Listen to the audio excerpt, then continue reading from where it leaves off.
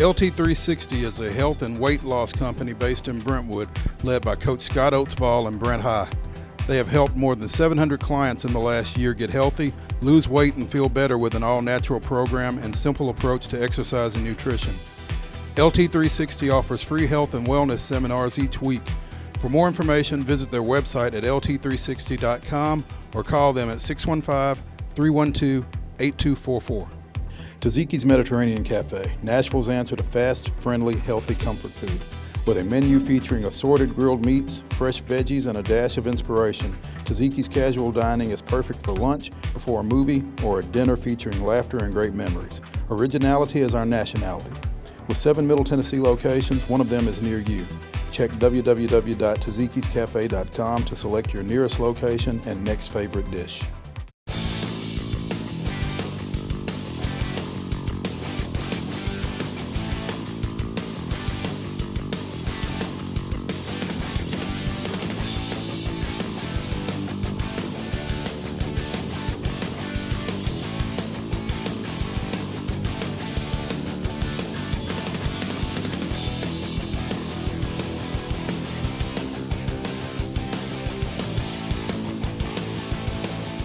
Hey, want to welcome everyone into the Patton Sports Videocast. I'm Maurice Patton along with Terrence. Terrence Smithson, I'm sorry. Yep. You're a first name guy. Everybody knows Terrence. That's it. That'll work. Along with Terrence. As you can tell, we're out here at Ravenwood. They've got a big Region 3 6A matchup with Franklin on Friday night. We'll get into that game here in a little bit, but glad to have Terrence back because last week I had to do this solo and it got a little rough. So welcome back. Glad to be back. Thank you. Hey, got a big slate of games. Going to start off with a big Region 4 4A game down in Lewisburg. Marshall County Tigers undefeated, number 2 in Class 4A in the Associated Press poll. They've got Giles County coming to town. Now you're a little familiar with both those folks because you used to see them a lot back in your day. Yeah, they were in old District 10 AA back in the day. And both of them been good for a long time.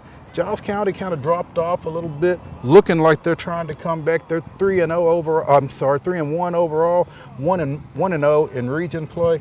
Dropped a tough one a couple of weeks ago to Shelbyville, who turned around and lost to Summit not long after that. So, yeah, the football is oblong, and you never know how it's going to bounce. You don't. It's just inexplainable sometimes. Yeah, but again, they're starting to rally back. David O'Connor is back in town, had a lot of success down there his first time around, won a state championship in 2009. Marshall County undefeated, 4-0 overall, 1-0 in the region. And there's a lot going on in this ball game because, again, David O'Connor is back. When they won that state championship in 2009, Bo Wallace was the quarterback, went off to Ole Miss. Bo is now an assistant at Marshall County, helping coach his younger brother Bryce, who is a starting quarterback for Marshall County. Thomas Osteen, the head coach at Marshall County, was offensive coordinator under O'Connor on that 2009 team. They've got another assistant, Jerry Cobb, who's from Giles County as well. So that rivalry doesn't need a whole lot of juice anyway, but it certainly got some. Definitely. And, again, Giles County playing pretty well offensively. John Backus, the quarterback, is a transfer in from Alabama, a junior, doing some awfully good stuff for them. Arkell Reed in the running game is probably their lead guy there. So they're doing some things offensively. Again, lost to Shelbyville 26-21, turned around and beat Lincoln County, O'Connor's alma mater, 35-7 last week. So they're putting some points up, which is pretty much what you expect out of Giles County. But so is Marshall County. They won 41-7 last week against East Nashville. East Nashville ran into a buzzsaw last week. We know Kane is able, and they had a big game last week. And so is Bryce. Again, threw for 301 yards, 20 of 26, had 4 touchdowns. The receiver combo of Jay Howard and Trey Crutcher combined to catch 12 passes, 207 yards, 2 touchdowns between them. So ball's going to be up a lot for Marshall County. Giles County traditionally throws it around a lot, so this one could take a while Friday night, but should be a pretty good matchup. I expect a lot of points in this game. The lines are not really built for running the ball. They're built for pass. pass protection, and I think that's what they're hanging their hats on this year. Yeah. So, again, it could come down to when you've got two passing offenses like that, who does run the ball better? Again, Arkell Reed is going to be the key ball carrier probably for Giles County. Cameron Liggett, big in the run game for Marshall County, and your guy Kane McWilliams gets some carries over there as well. So I think this is going to be one of the better matchups in the mid-state this weekend, but I think we've got a few other ones as well. Yeah, I'm interested to see how well Kane covers in the pass coverage. I think he's dominant in the run game, of course, but I want to see how well he covers in the pass game. And I think he's going to get some opportunities. He's going to get a lot, I believe. Okay. Big game in Division 2 AA. Baylor, undefeated at 4-0, 1-0 in D2 AA region play, comes to Brentwood Academy. The Eagles, defending state champs in Division 2 AA, they're 3-1, 1-0 in region play. Their only loss was out of state to Louisville Trinity. This is like their second in-state ball game, I think.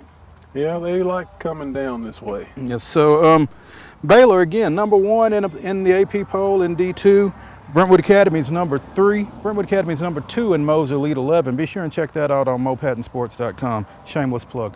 Anyway, Baylor, in 4 games, they've outscored their opponents 137-20, and they're getting it in a lot of different ways. They beat Howard out of Chattanooga this past weekend, 38-6.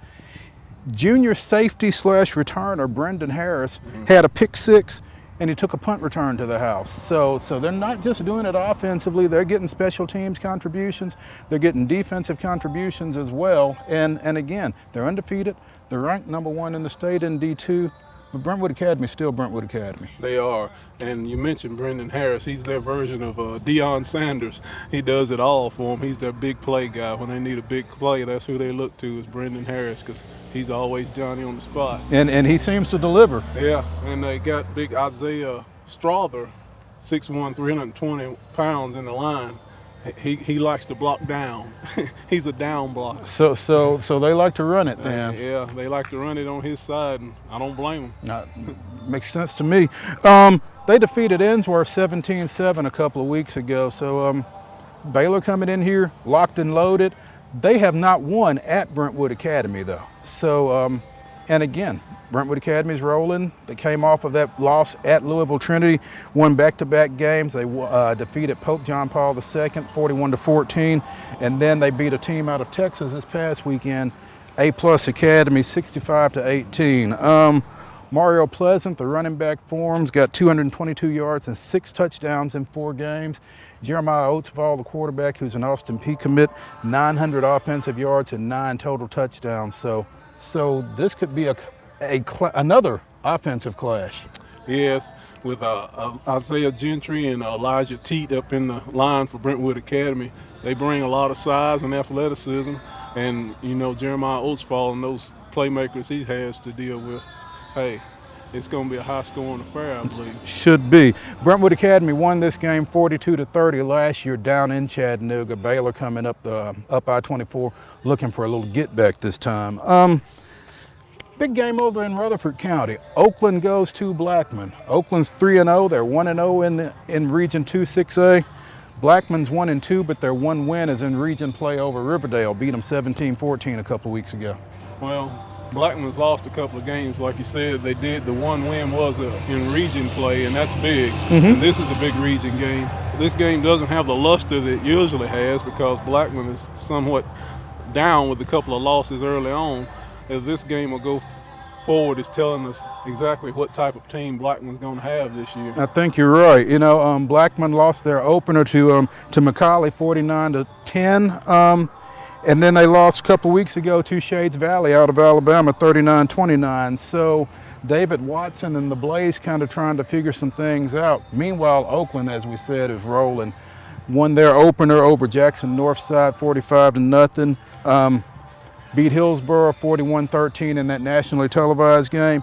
They were idle last week, but before that, their one region win was over Siegel 49-7. And it seems like every time they play, somebody different shows up. Your favorite guy, Chris Onwamir. The nose guard, violent hands. Violent hands. and, Sapp. and he seems to know where the ball is. But Zarius Gamble has made some plays for him in the return game. Michael Roper had a couple of touchdowns in the Siegel game.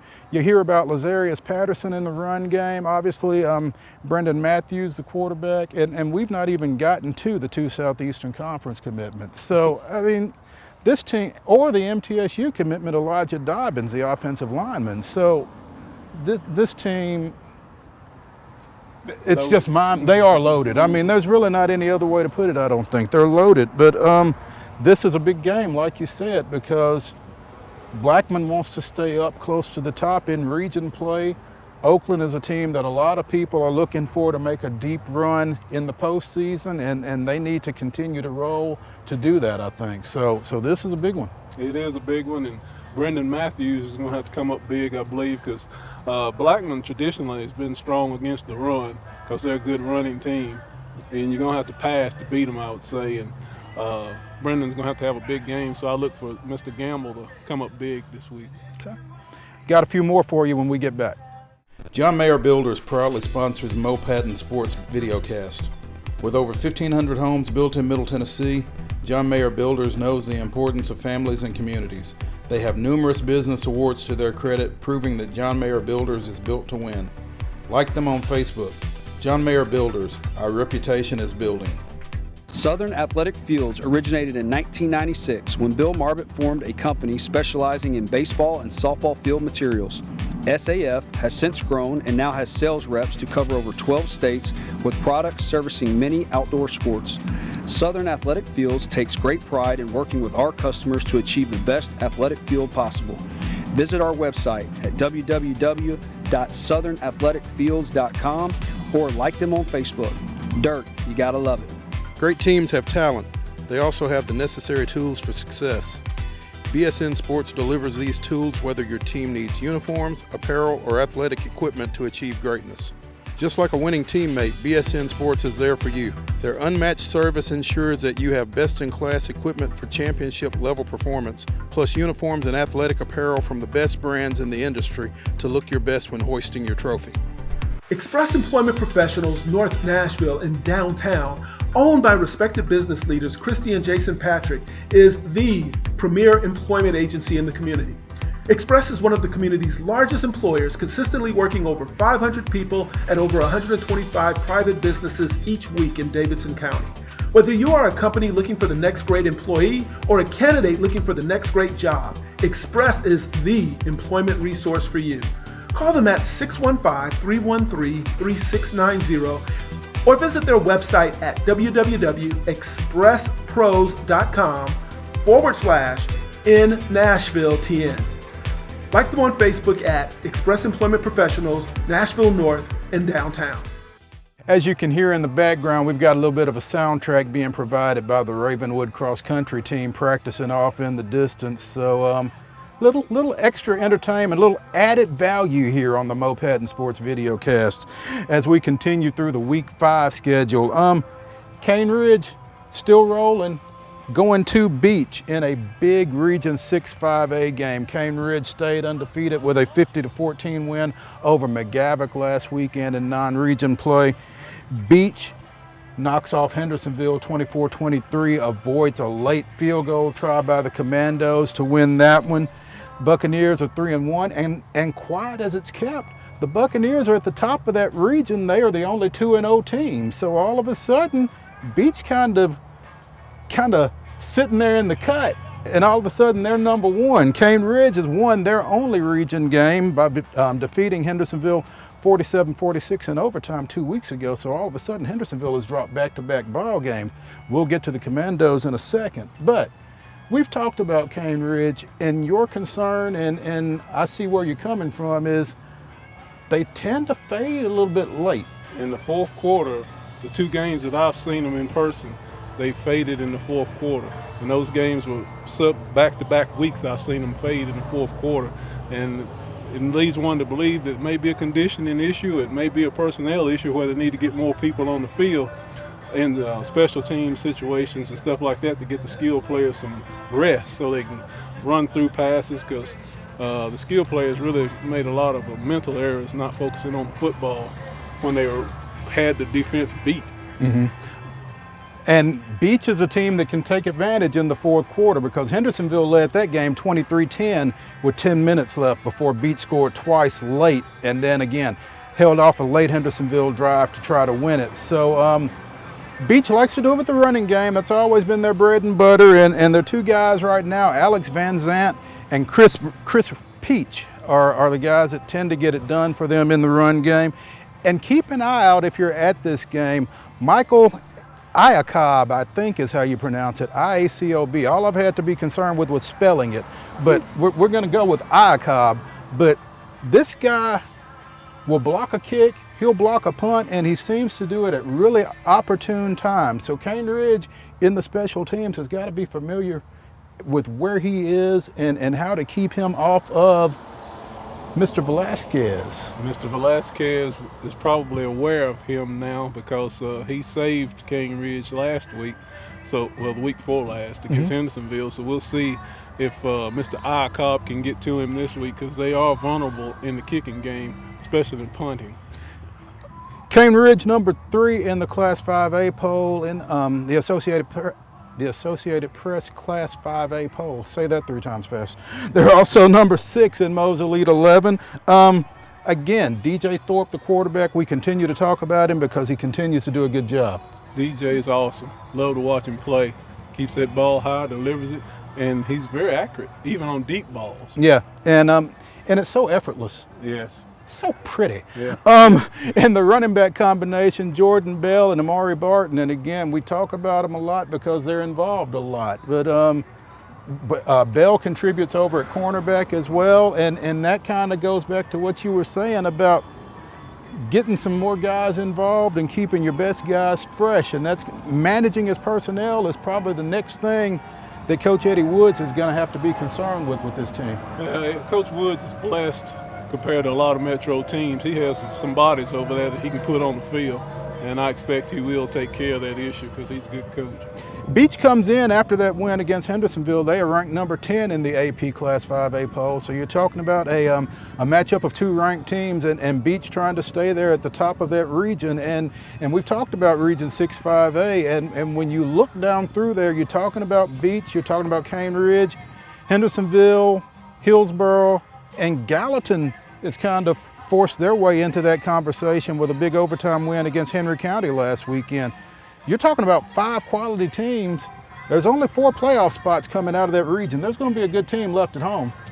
Every game means something from here on out. No question. They've got to take care of business on the field because even though 4 teams go, you control your own destiny. All you have to do is win. All you have to do is win. All you have to do is win. Easier said than done. Yeah. But there you go. Hey, going to Region 5 3A, big matchup. Stratford, which came into the AP poll in 3A at number 10 this week, undefeated at 4-0. They're 1-0 in region play. They make the trip to White House Heritage. The Patriots 3-1, 0-1 in region play with a tough 35-13 loss to Christ Presbyterian Academy a couple of weeks ago. Stratford shut out Ezel Harding last weekend 55-0, their 3rd shutout in 4 games. So obviously they're getting it done defensively. Stratford, Coach Fitzgerald does a great job over there. He always has strong defenses, and I expect they're going to do the same this week. White House probably will have a lot of trouble moving the ball against them. They're not an overly big group. They're well coached. Don't have a lot of home run hitters on their team, and I think that's going to hamper them against Stratford. Meanwhile, Stratford does have a home run hitter, Terrell Carter, who scored all 3 of their touchdowns in that 20-19 win against East Nashville a couple weeks ago. Did not play last week against Ezel Harding, a little banged up shoulder, minor shoulder injury. Expected to be back this weekend for this Heritage game. But Michael Williams, junior running back, 9 carries, 158 yards and a touchdown. So I think they did okay without Mr. Carter. Oh, yeah. I expect Mr. Josh Trueheart to stand big in that pocket and deliver the ball. He throws well under duress is what I like to watch. He's a big kid in that pocket, 6'5", too. 225, and he can throw under pressure and keeps the ball high. He doesn't let the rush strip him of the football. I like the way he plays. Meanwhile, White House Heritage, like we said, they dropped that that region game to CPA a couple of weeks ago, came back last week with a 21-14 win over Portland, opened the season with back-to-back wins over White House and over Class 1A defending state champion Nashville Christian, 22-21. We had Hunter Hicks on the Strike and Spare Coaches Show podcast a couple of weeks ago. He really likes his receiver, Nick Desmarais. I hope I'm not killing that. But kid that he kind of stole off the basketball team. 6'5" kid, he played as a freshman and then went and concentrated on the hardwood last couple of years. Got him back, he's making some plays for him in the passing game. Running game with Chris Rippey and the sophomore Preston Sharber. And those guys are gonna be under duress to make some plays against a Stratford defense that doesn't give up a whole lot of points. No, they don't. So White House Heritage actually won this game last year 35-20 over at Stratford.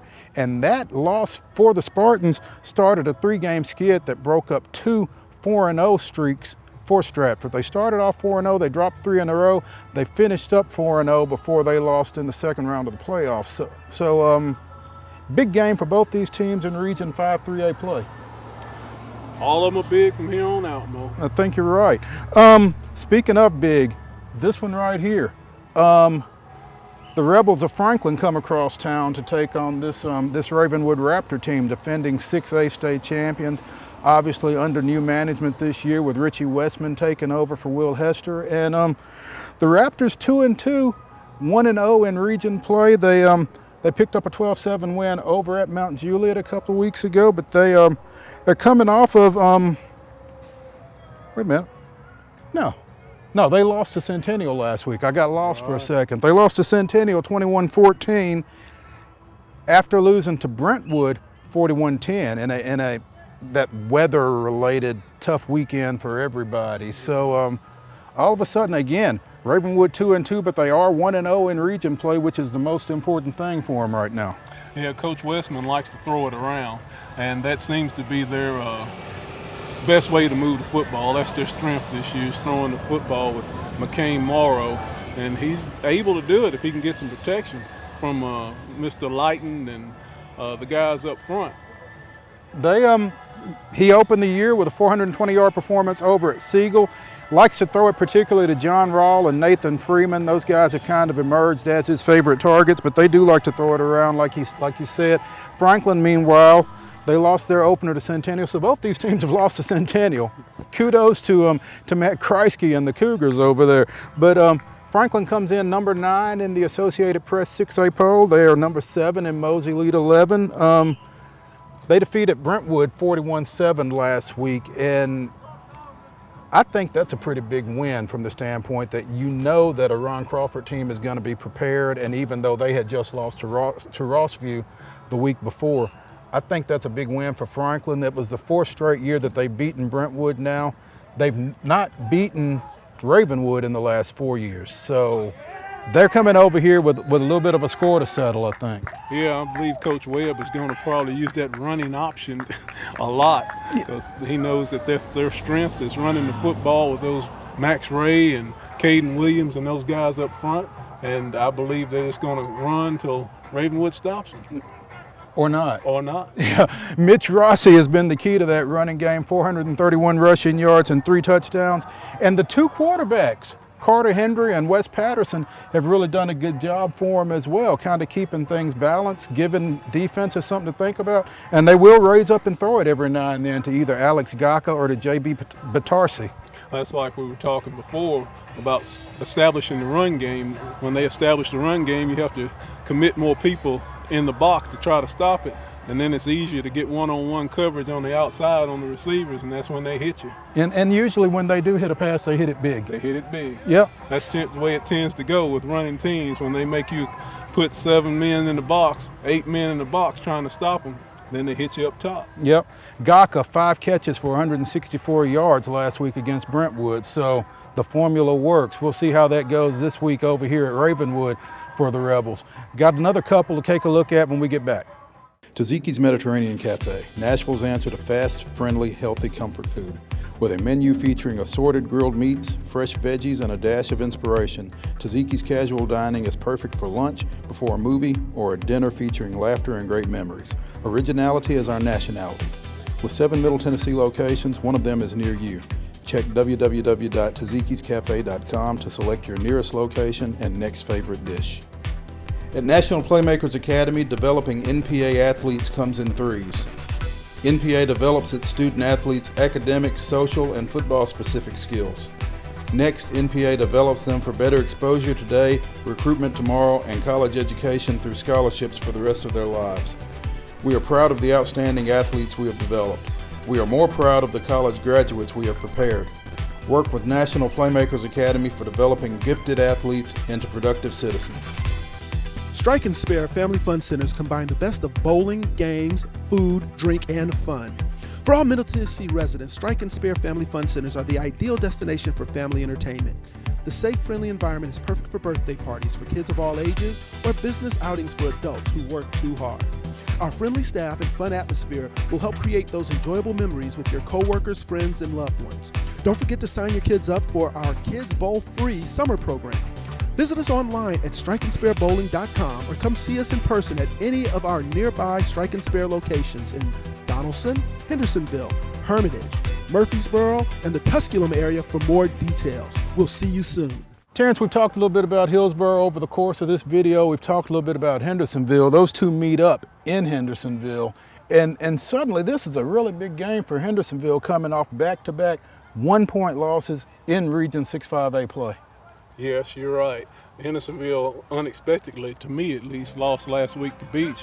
Beach showed some discipline on defense because when you stop the wishbone, and I say slow down the wishbone, you have to play good up front and stop the fullback because in the the wing T, they want to establish the fullback.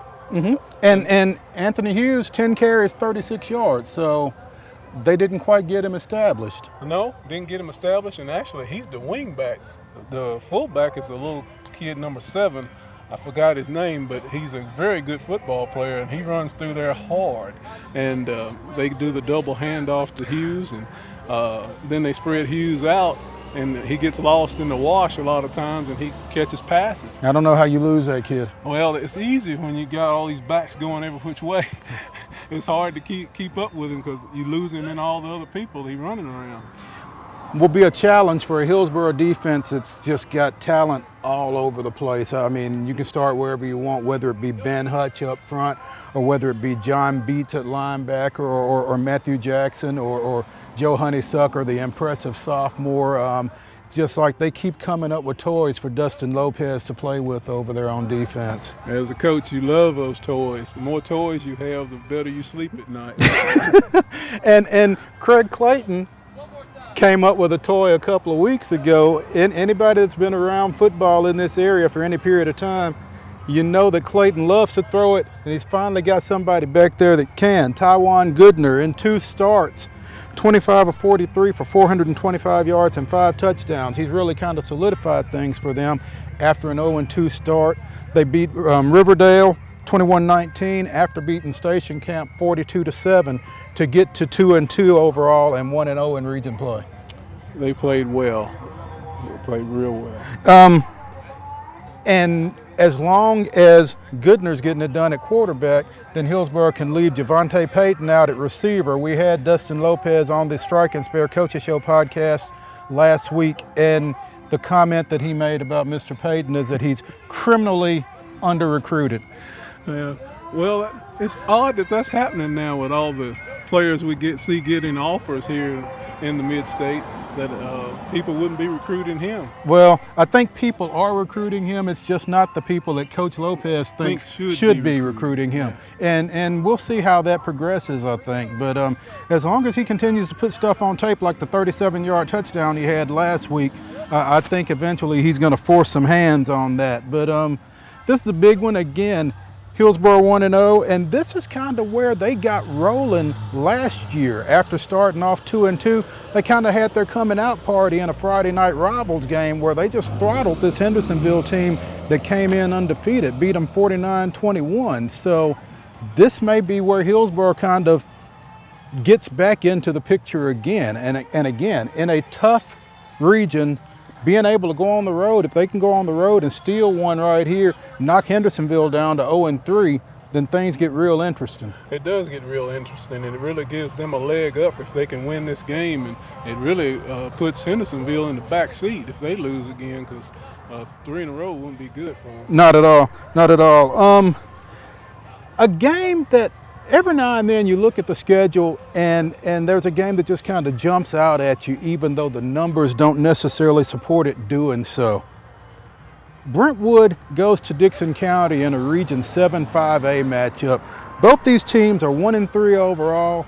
Both these teams are 0-1 in region play, but for some reason there's just something about this game that's telling me keep an eye on it. Yeah, Mr. Caleb Rosar, the North Carolina commit, hey, he's going to have to come up big for them to win this game. And I'm not quite sure what's going on with Coach Crawford's crew over there, but coming off a big loss to Rossview and now to Franklin, going against Dickson County, they need this one. They need this one. I think Dickson County, under their new coach, Randy Murphy, needs this one as well. And so you're kind of talking about two teams kind of on the brink of desperation to some degree. The quarterback at Dickson County, the coach's kid, Jacob Murphy, they like to throw it around.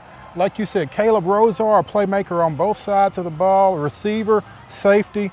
Jack Sensing, another kid that's going to show up on the offensive side in the passing game for Dickson County.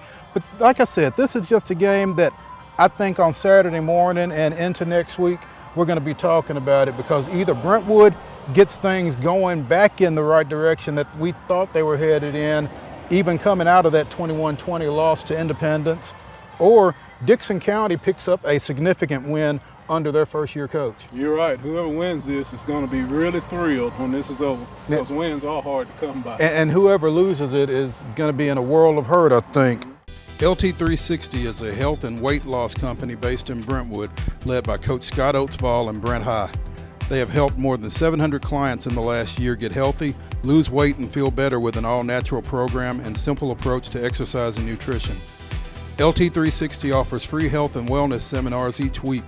For more information, visit their website at lt360.com or call them at 615-312-8244. Taziki's Mediterranean Cafe, Nashville's answer to fast, friendly, healthy comfort food.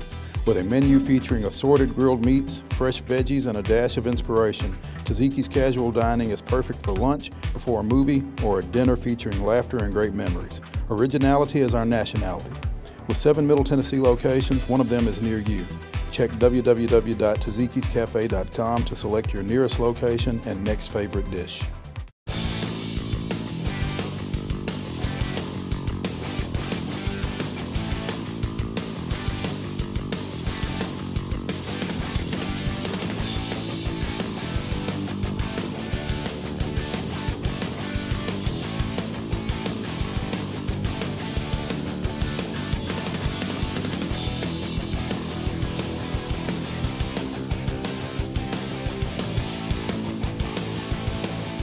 Looking back at last week and the Mostradamus is pick 6, which I had to do solo.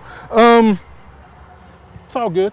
Let's see, we looked at Hendersonville at Beach. I took Hendersonville, missed that one by a point. McGavick went to Cane Ridge, went with the Ravens in that one, came out on top.